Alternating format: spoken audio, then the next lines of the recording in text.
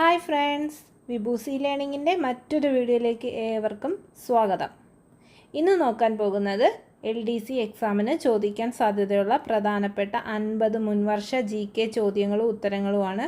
അപ്പോൾ ക്ലാസ്സിലേക്ക് പോയാലോ? അതിനു മുമ്പ് ഈ ചാനൽ ഇതുവരെ സബ്സ്ക്രൈബ് ചെയ്യാത്തവർ പ്ലീസ് ഒന്ന് സബ്സ്ക്രൈബ് ചെയ്യണേ. പേശികളുടെ പ്രവർത്തനത്തെ നിയന്ത്രിക്കുന്ന മസ്തിഷ്ക ഭാഗം ഏത്? പേശികളുടെ പ്രവർത്തനത്തെ നിയന്ത്രിക്കുന്ന മസ്തിഷ്ക ഭാഗം സെറിബെല്ലം. പേപ്പട്ടി വിഷബാധയ്ക്കെതിരെ ആദ്യത്തെ വാക്സിൻ വികസിപ്പിച്ചെടുത്ത ശാസ്ത്രജ്ഞൻ ആര്? പേപ്പട്ടി വിഷബാധയ്ക്കെതിരെ ആദ്യത്തെ വാക്സിൻ വികസിപ്പിച്ചെടുത്ത ശാസ്ത്രജ്ഞൻ ആരാണ്? Louis Pasteur. മനുഷ്യൻ്റെ കണ്ണിലെ ലെൻസിന് പ്രകാശം കടത്തിവിടാനുള്ള കഴിവ് നഷ്ടപ്പെടുന്നത് കൊണ്ടുണ്ടാകുന്ന രോഗം. മനുഷ്യൻ്റെ കണ്ണിലെ ലെൻസിന് പ്രകാശം കടത്തിവിടാനുള്ള കഴിവ് നഷ്ടപ്പെടുന്നത് കൊണ്ടുണ്ടാകുന്ന രോഗം തിമിരം.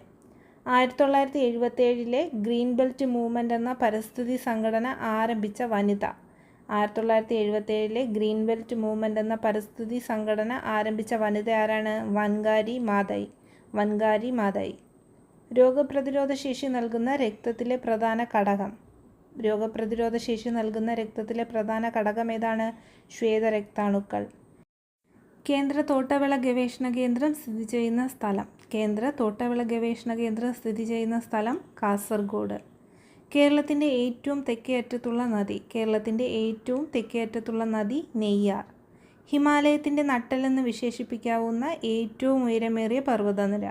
ഹിമാലയത്തിൻ്റെ നട്ടെല്ലെന്ന് വിശേഷിപ്പിക്കാവുന്ന ഏറ്റവും ഉയരമേറിയ പർവ്വതനിര ഹിമാദ്രി. വിജയനഗര രാജാവായിരുന്ന കൃഷ്ണദേവരായ ഏത് രാജവംശത്തിൽ ഉൾപ്പെടുന്നു?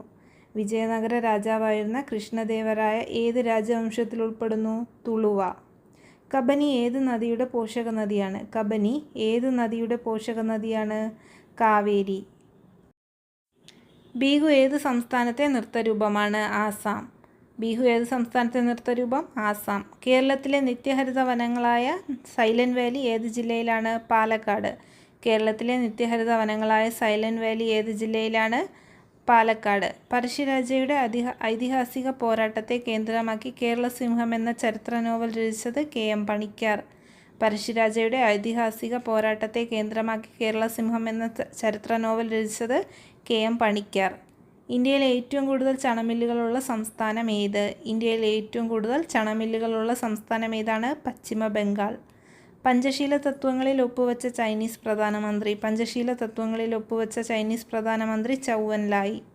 ബാങ്കുകളുടെ ബാങ്ക് എന്നറിയപ്പെടുന്നത് റിസർവ് ബാങ്ക്. ബാങ്കുകളുടെ ബാങ്ക് എന്നറിയപ്പെടുന്നത് റിസർവ് ബാങ്ക്. ദേശീയ തൊഴിലുറപ്പ് നിയമം പാർലമെൻറ്റ് പാസാക്കിയ വർഷം 2005. ദേശീയ മനുഷ്യാവകാശ കമ്മീഷൻ്റെ അധ്യക്ഷൻ രംഗനാഥ മിശ്ര. ഭരണഘടനയുടെ ഏത് അനുച്ഛേദത്തിലാണ് ബാലവേല നിരോധിച്ചിരിക്കുന്നത്? ഭരണഘടനയുടെ ഏത് അനുച്ഛേദത്തിലാണ് ബാലവേല നിരോധിച്ചിരിക്കുന്നത്? അനുച്ഛേദം 24. യൂറോപ്യൻ യൂണിയൻ്റെ ആസ്ഥാനം ബ്രസൽസ്. യൂറോപ്യൻ യൂണിയൻ്റെ ആസ്ഥാനം ബ്രസൽസ്.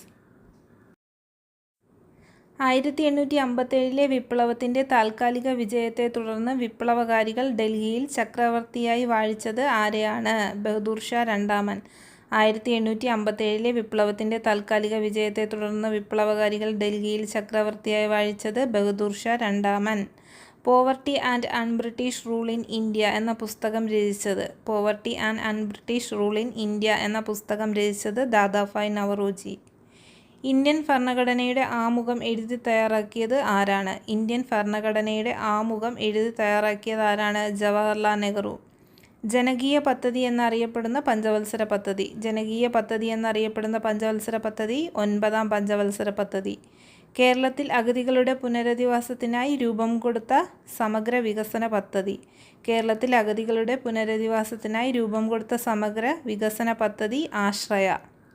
ഇന്ത്യയിൽ മനുഷ്യാവകാശ സംരക്ഷണ നിയമം നിലവിൽ വന്ന വർഷം. ഇന്ത്യയിൽ മനുഷ്യാവകാശ സംരക്ഷണ നിയമം നിലവിൽ വന്ന വർഷം 1993. വിമോചന സമരം നടന്ന വർഷം ഏത്? വിമോചന സമരം നടന്ന വർഷം 1959. കേരളത്തിൽ സുഗന്ധവ്യഞ്ജനങ്ങളുടെ കലവറ എന്നറിയപ്പെടുന്ന ജില്ല. കേരളത്തിൽ സുഗന്ധവ്യഞ്ജനങ്ങളുടെ കലവറ എന്നറിയപ്പെടുന്ന ജില്ല ഇടുക്കി. 2015 ജനുവരി 1 മുതൽ ഇന്ത്യൻ ആസൂത്രണ കമ്മീഷന് പകരമായി വന്ന പുതിയ സംവിധാനത്തിൻ്റെ പേര് നീതി ആയോഗ്. ഒരു നിശ്ചിത പാതയിലൂടെ ന്യൂക്ലിയസിനെ ചുറ്റി സഞ്ചരിക്കുന്ന കണം ഇലക്ട്രോൺ. ഒരു നിശ്ചിത പാതയിലൂടെ ന്യൂക്ലിയസിനെ ചുറ്റി സഞ്ചരിക്കുന്ന കണം ഇലക്ട്രോൺ. നീതി ആയോഗിൻ്റെ ചെയർമാൻ പ്രധാനമന്ത്രി. ഇന്ത്യൻ ഗവൺമെൻറ്റിന് ഏറ്റവും കൂടുതൽ വരുമാനം ലഭിക്കുന്ന നികുതി എക്സൈസ് നികുതി. ബാങ്കുകൾ ദേശസാൽക്കരിച്ച ഇന്ത്യൻ പ്രധാനമന്ത്രി ഇന്ദിരാഗാന്ധി.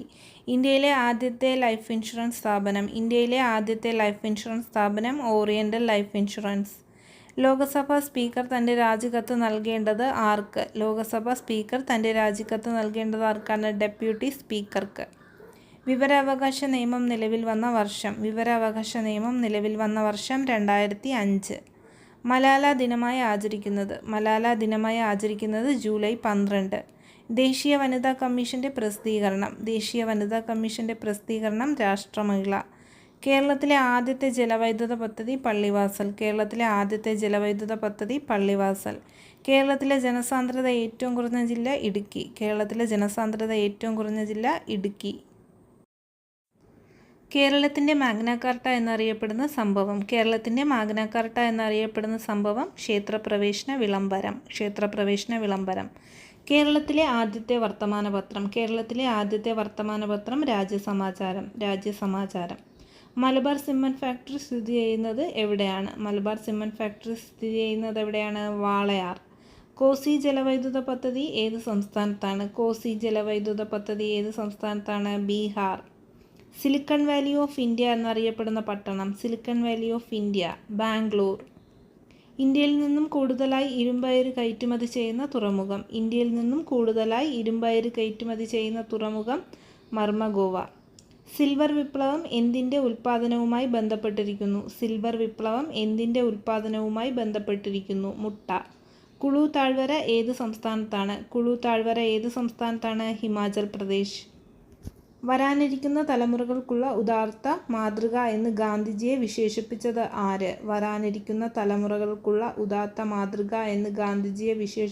ആര്? Albert Einstein. ലോക് നായിക് എന്ന പേരിൽ അറിയപ്പെടുന്നത് ആര്? ജയപ്രകാശ് നാരായൺ. ഓക്കെ ദെൻ, കൂടുതൽ ചോദ്യങ്ങളുമായി അടുത്ത ക്ലാസ്സിൽ കാണാം. Thank you.